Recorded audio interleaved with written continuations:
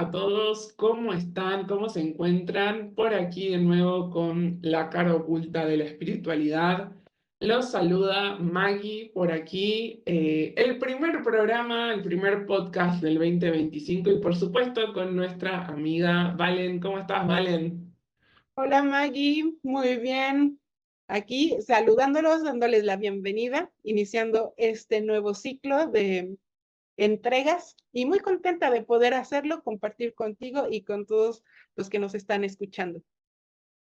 Así es, que teníamos varios como temas pensados para comenzar este periplo nuevamente, este nuevo viaje, ahora hacia el 2025 ya ingresado este año.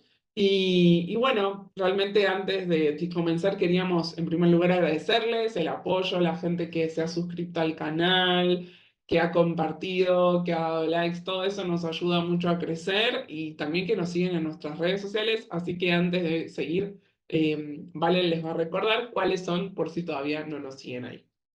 Así es, nos pueden encontrar en Spotify como la cara oculta de la espiritualidad, en Rumble como la otra cara de la espiritualidad. En Instagram nos encuentran como la cara oculta de la espiritualidad, en Facebook como la otra cara de la espiritualidad. Y también nos pueden encontrar y para mandarnos alguna información o hacernos alguna pregunta, contactarnos, lo pueden hacer a través de nuestro correo electrónico, la otra cara de la espiritualidad, outlook.com. Y desde luego en YouTube, como nos encuentran como la cara oculta de la espiritualidad. Así que bueno, pues el día de hoy tenemos un tema que también está ligado con el último que tuvimos el año pasado, bueno, se refuerza bastante porque vamos a hablar sobre la contención familiar con las víctimas de abuso psicológico, psicopático. Entonces, era importante que tuviéramos de base, pues, claros estos términos de los cuales estuvimos hablando en el programa pasado, para poder ahora abarcar este tema. Se nos hace muy importante porque a veces la familia, los conocidos no saben cómo apoyar, cómo abordar la temática con las víctimas que, que, que no saben ni siquiera ellas mismas cómo ayudarse. Entonces, creemos que este es un punto muy importante a tratar y que si tienen alguna duda, si nos están escuchando, pues puedan tomar en cuenta, o sea, lo tomen muy en serio porque realmente es un tema muy delicado, porque el círculo de contención que rodea a la persona es muy importante para que pueda, yo creo que juega un papel muy, muy, muy importante para que pueda salir adelante y no se estanque en el dolor, en el miedo, en la revictimización. Entonces, bueno, ese es el tema que vamos a estar tratando el día de hoy. Y bueno, May, ¿qué opinas? Sí, me parece que es un tema muy importante porque por ahí hasta este momento siempre estuvimos tocando el tema, ¿no? En primera persona o hablando más que nada de la víctima, de los victimarios que generan justamente todos estos procesos, pero no hablamos del entorno familiar, del entorno de las amistades, o si lo hablamos muy por arriba. Y queríamos como dedicarle un programa a este tema que es sumamente importante porque forma parte de la recuperación de la persona y el volver a insertarse en sociedad, ya que sabemos que justamente los psicópatas lo que buscan es aislarte de la sociedad, de tus amistades, de tu familia, y en parte este programa está pensado para eh, aquellas personas que han pasado por esto, bueno, compartir con su entorno, pero también si alguien está escuchando que conoce a una víctima de un psicópata y demás, pueda tener ciertas herramientas para poder ayudar justamente a su persona especial, ¿no? A su persona de confianza. Entonces, bueno, en un punto trajimos ciertos como ítems para que ustedes puedan observar y puedan así ayudar, ¿no? Sí, exacto. Pero bueno, antes de que entremos ya directamente al tema, nos faltó un término que a mí sí me gustaría mucho tratar, que también nos ayuda mucho a que la familia entienda el proceso por el que pasó la persona y que no la revictimice. ¿Por qué? porque muchas veces no entendemos cómo es que pasan las cosas. Entonces, este término se le considera como disonancia cognitiva y les voy a compartir el significado literal de lo que esto significa. La disonancia cognitiva es un concepto de la psicología que se refiere a la tensión o incomodidad que una persona experimenta al mantener simultáneamente dos o más creencias, actitudes o comportamientos que son contradictorios entre sí. Entonces, muchas veces las personas o los psicópatas utilizan esta técnica de disonancia cognitiva para romper tu psique al hacerte tener dos creencias o dos posturas ante una situación. Por un lado, te dice que eres alguien muy especial, te da el love bombing, que ya hablamos el término la vez pasada, y por otro lado, te está manipulando, te está chantajeando o te está creando una violencia psicológica en donde te hace perder los estribos, te hace enojar o te hace sentir que no te quiere o que te desprecia, o sea, como que es ese amor-odio, como lo conocemos coloquialmente, ese amor-odio que te hace mantenerte enganchado a esa persona. Entonces, es muy importante entender lo que significa la disonancia cognitiva porque la vamos a estar utilizando esta terminología en el programa. Totalmente, sí, que es parte del proceso, como estás explicando vos, que muchas veces viven. Yo creo que la mayoría de las personas que fueron víctimas atraviesan este momento, que es muy difícil también de poner en palabras o que alguien que no haya pasado por esta situación, como siempre decimos, comprenda. Y más aún la familia, los padres, los hermanos, amigos, que es como que no pueden creer muchas veces las cosas que pasaron las víctimas, no porque no la quieran a la persona, sino porque les resulta tan inverosímil por la imagen misma que socialmente muestra el psicópata, ¿no? Que es completamente distinta a lo que se vive puertas adentro. Entonces, bueno, está bueno, genial la aclaración porque nos había quedado ese término ahí dando vueltas y hoy ya lo trajimos.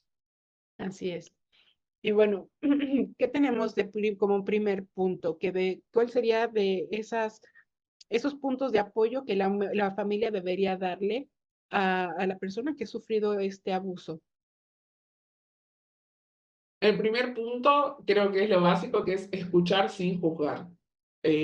Aquí tenemos como algunos ítems que es literalmente esto, escuchar sin juzgar es poder tener un lugar, un espacio seguro de charla, ¿no? En donde la víctima, donde la persona, vamos a decirle, pueda expresar todo lo que le pasa, todo lo que vivió, todo, sin que yo le esté preguntando cada 2 minutos, pero ¿y cómo? ¿Y pero ¿y no te diste cuenta? ¿Y pero cómo no te diste cuenta de esta actitud? ¿Y cómo no dijiste esto? ¿Y cómo? Y eso es juzgar.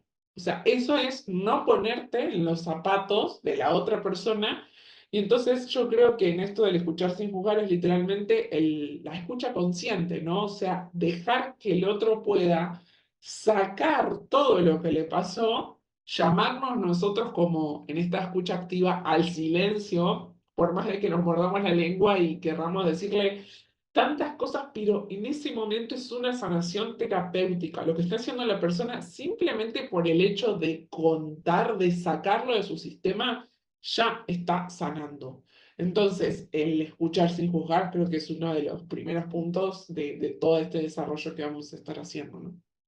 Sí, aparte, si es la primera vez que la persona se anima a hablar del tema, como que es súper importante, aunque la persona, así como que es la primera vez que va a escuchar la historia, como que lo primero que se te viene es juzgar, o sea, bueno, decir, ¿será verdad? Me está mintiendo, sobre todo porque este tipo de personas son muy carismáticas, entonces como que te cuesta en un principio creer que ellas sean capaces de hacer todas las atrocidades que te está contando la persona, ¿no? Quien lo vivió, entonces como que es muy difícil no juzgar, por eso es tan importante primero escuchar, no emitir ningún juicio, sino permitir que, como dice Maggie, que se desahogue emocionalmente, darle la oportunidad y poner en tela de juicio tanto un lado como otro. O sea, eso sería al principio cuando no tienes ningún conocimiento de lo que está pasando, Simplemente, si ya tienes conciencia de que existen los psicópatas y escuchas a alguien que se queja o sabe, o tiene, tú la ves, o sea, es que es una víctima de un abuso psicopático, se le ve el miedo en los ojos, se le ve la angustia, se le ve mal, se le ve que no está emocionalmente equilibrada. Entonces, primero escucha, o sea, si tú estás viendo una persona con estas características, escucha, no juzgues, simplemente escucha. Ya tendrás posteriormente tú el tiempo a solas o con otras personas de cotejar información, de ver si esto es verdad, de escuchar a otras personas, pero date el tiempo de en ese momento no decirle nada, dejar que se desahogue, que tú veas que, que esa persona puede confiar en ti, en que no va a tener ese juicio por tu parte. Entonces, eso sería como que muy, muy importante en un primer paso, sobre todo para que la persona empiece a tomar confianza y no se sienta rechazada. Ya ni se diga si realmente ya está comprobado, entonces es un, como que mayor ese punto de no juzgarla, de no, para no revictimizarla, ¿no? Entonces, creo que sí, este sería como de los puntos muy, muy importantes de que la familia tenga en cuenta esto. El segundo sería creer en su experiencia, ¿no? Ya después de que a lo mejor cotejaron o ya saben que algo no está bien, hacer sentir a la persona que crees y que valida sus sentimientos, sus emociones, que no nada más le estás dando bola, ¿no? Sino que realmente crees y que puede confiar en ti, en que le estás creyendo, ¿no? Darle ese voto de confianza, esa seguridad, ese espacio seguro de que no va a ser reprimida en sus emociones, en sus sentimientos y darle ese espacio, o sea, tanto ella como la familia, darse ese espacio de introspección, de asimilar todo lo que se está escuchando, todo lo que se está viviendo en familia también, o sea, que entendamos que aunque la víctima fue la que sufrió el abuso psicológico, la familia también se ve afectada en muchos aspectos. Ya no se diga si fue dentro de la misma familia, ¿no? Porque muchas veces las personas que abusan o que tienen ese poder sobre otras personas de ejercer violencia psicológica, a veces también se da dentro de la misma familia. Entonces, eso es muy fuerte. Imagínense lo que vive la familia en general cuando experimenta algo así, no es algo fácil de digerir. Entonces, es no tan solo el proceso de la persona que sufrió el abuso, sino que es como que todo el clan familiar, tomándolo en cuenta desde, desde desde un primer plano, ¿no? Esto va a ir evolucionando lógicamente. Maggie. Sí, el tema del creer es muy importante porque eso le da seguridad a la persona para poder seguir contando, porque también no podemos pretender de que la primera vez nos cuente todo lo que le pasa, probablemente le haya pasado más de una cosa. Ujú. Y también el no desestimar enseguida o haciendo estos comentarios justamente de juzgar, eso va a hacer que la persona se sienta en confianza y va a poder contar más cosas.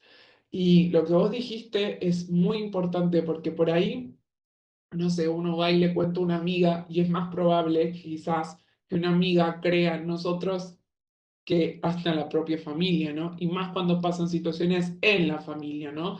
Estamos hablando de un tío, de un abuelo, de una madre, no sé, alguien que haya generado algún tipo de abuso, de que sea. Generalmente la propia familia, por eso es un tema de constelaciones familiares y del inconsciente del árbol, trata de proteger siempre al árbol. Entonces, lo primero que va a generar, lamentablemente, es la negación. Como no, no puede ser, pero está segura, pero entonces ahí que yo estoy haciendo, no estoy validando lo que le está pasando, directamente estoy poniendo un sesgo porque no puedo creer que tal familiar haya hecho tal o cual cosa. Entonces creo que ese ítem es fundamental, creerle a la persona y escucharle, darle espacio para compartir, ¿no? Sí. Y esto lo comentamos porque nos llegó un caso de una chica a la cual un tío muy cercano, muy pues muy buena onda, muy carismático, eh, pues abusó de muchas de las primas. Entonces, esto es un tema bastante delicado, bastante fuerte y que, bueno, finalmente no deja de ser familia y impacta, ¿no? Entonces, todo el clan familiar entra en caos, entra en crisis.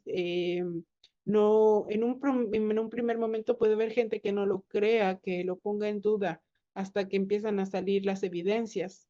Desgraciadamente, muchas veces las evidencias están muy bien tapadas por estos individuos y no se logran tener en un primer instante. Entonces, es por eso que a veces es difícil que la víctima encuentre a alguien en quien confiar o abrirse, ¿no? Por eso es más fácil encontrarlo a veces afuera de la familia.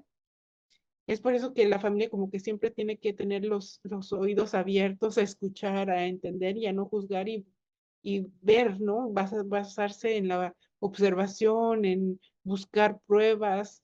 Es un tema bastante delicado y que a veces como que muy de mucho tabú, sobre todo en las sociedades latinas, en donde el machismo, pues como decías, Maggie, es muy acendrado. Entonces, híjole, es un tema bastante fuerte. Por eso es que queremos, pues, invitarlos a que escuchen estos elementos, o sea, estos puntos importantes para poder ayudar a las personas que están sufriendo de estas situaciones, porque no es nada fácil salir de ellas, no es nada fácil abrirse.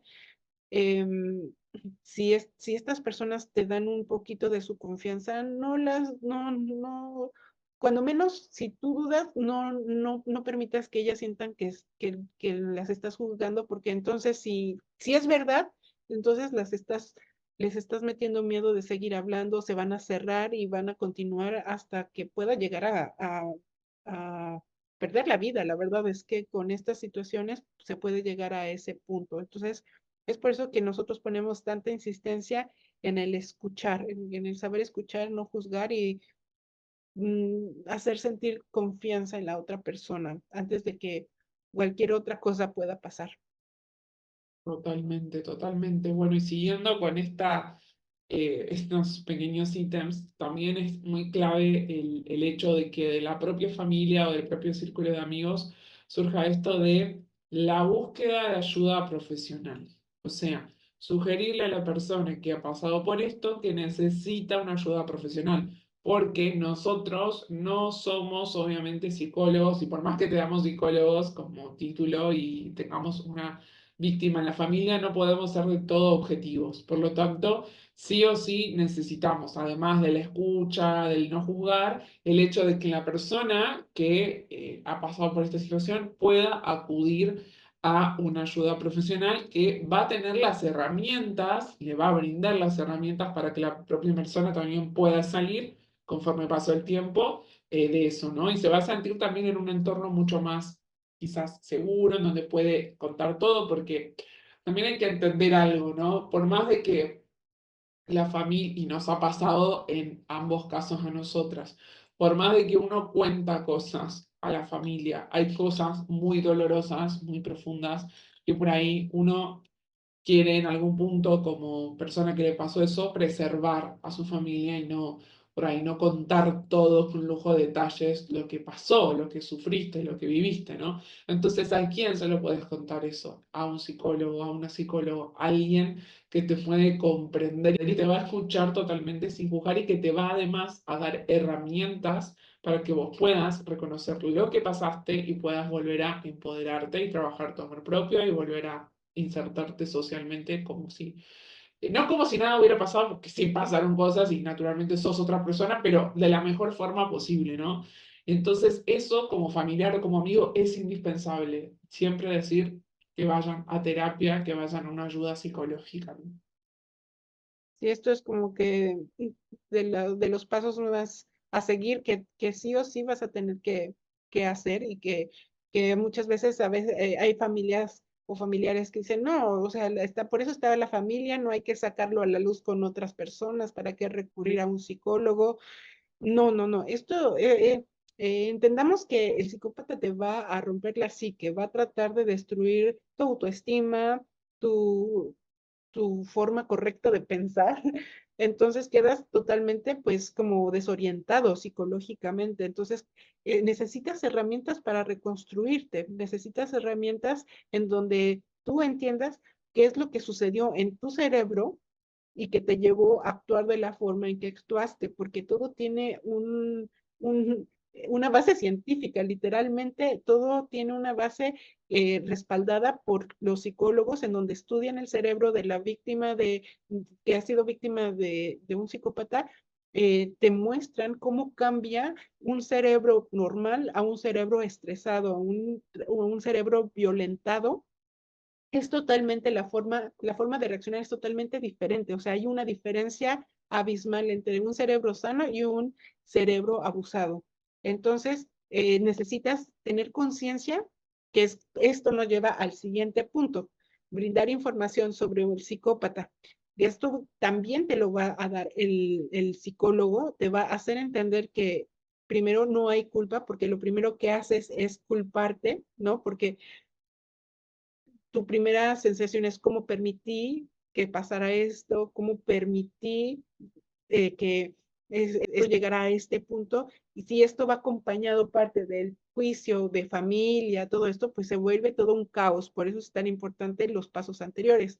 Pero una vez que ya tienes la ayuda psicológica y todo eso, viene esa parte de aprender que es un psicópata, identificar. Ahora ya sabes identificarlos, sabes cómo actúan, su comportamiento que es cruel, manipulador, sus verdaderas intenciones malignas de destruirte, de destruirte como persona en tu psique, en tus emociones, en todo. Entonces, eso te ayuda a ir quitando la culpa de ti, sino que fuiste, como lo dicen desgraciadamente, una víctima, porque aprovechó tus vulnerabilidades y abusó, o sea, fue un abuso lo que hizo, te manipuló. Entonces, ahí la culpa desaparece o empieza a desaparecer y por eso es tan importante informarse a nosotras, en nuestro caso, el poder acceder a información que nos ayudara a entender qué era un psicópata, cómo actuaba un psicópata, qué efectos o cómo eran los elementos que ellos utilizan para manipularte, nos ayudó a ir entendiendo y a perdonarnos a nosotras mismas, a no sentirnos, no, a no sentirnos culpables de todo eso que permitimos que sucediera. Entonces, esto yo siento que es muy sanador, sobre todo en lo personal, es como que muy, como que lleva luz a esa oscuridad en la que estás perdida por un tiempo. Es como que, ahora entiendo, ahora como que se va armando tu rompecabezas y eso ayuda a salir más rápido de los efectos que hicieron en ti. Hay personas que a veces es muy difícil romper el patrón de búsqueda con el psicópata porque su cerebro queda tan anclado a todo el love bombing que le dieron que quieren volverlo a sentir. Con esto ellos pueden entender lo que está pasando en su mente y pum, romper con ese patrón y poderse deslindar y realmente hacer el contacto cero con el psicópata. Entonces, bueno, por eso les estamos mencionando que estos son elementos muy, muy importantes a seguir para poder salir adelante y no estancarse en el proceso de sanación. Maggie. Dentro de lo que es la terapia, por ejemplo, en mi caso, y creo que vos también, seguimos lo que es la terapia cognitivo-conductual, que es la TCC, en donde justamente es una psicoterapia que ayuda a modificar pensamientos, sentimientos y comportamientos relacionados con situaciones específicas y que justamente la TCC, terapia cognitivo-conductual, lo que va a hacer es tratar ansiedad, depresión, trastornos alimenticios, estrés postraumático, que es puntualmente lo que pasa cuando tenés un vínculo con un psicópata, la baja autoestima, los miedos más profundos y demás. En lo particular, la TCC a mí me ayudó un montón porque, ¿qué pasa? Cuando uno está en esos procesos, Dani, la parte de la psicología, mi psicóloga, fue la que me dijo, bueno, a vos te pasó esto, aquello, lo otro. Para la próxima sesión, busca información. Ya que querés interesarte o querés saber qué pasó, busca este término, ¿no? El love bombing, o busca este tema también del gaslighting. Entonces, yo me generaba, además, ¿no? De hablar de todo lo que me estaba pasando, ella me daba herramientas como para que yo no solamente me sienta que descargo todo y ya está, sino como que yo tome poder sobre lo que me pasó. Entonces yo creo que una de las que yo más recomendaría, igualmente cada psicólogo tiene su método y eso también va a depender de la terapia que uno elige, pero la terapia cognitivo-conductual es para identificar rápidamente lo que te pasó y que vos mismo puedas generar esas herramientas y te intereses por lo que pasó y puedas como salir adelante. Entonces creo que es una de las terapias que como que va directamente al núcleo por lo menos de las vivencias, y ayuda a sacar ese estrés postraumático y a que vos te puedas empezar ¿no? a cultivar o aprender acerca de estos términos y darte cuenta que no sos un número más que te están tratando, sino que vos empezás a tener el poder sobre lo que pasó. Entonces, está muy bueno ese tip, se los dejamos ahí también. Queridos seguidores y a todos los que nos están acompañando en esta entrega, vamos a dejar aquí esta primera parte de este tema de cómo apoyar a las víctimas de abuso psicopático, ya que está muy larga y queremos que no sean tan largos nuestros podcasts para que no sean tan pesados a la hora de escucharlos. Entonces, aquí vamos a dar por finalizada esta primera parte y vamos a estar dando la segunda parte para la próxima entrega. Muchas gracias por escucharnos, un abrazo muy fuerte y nos vemos en la próxima.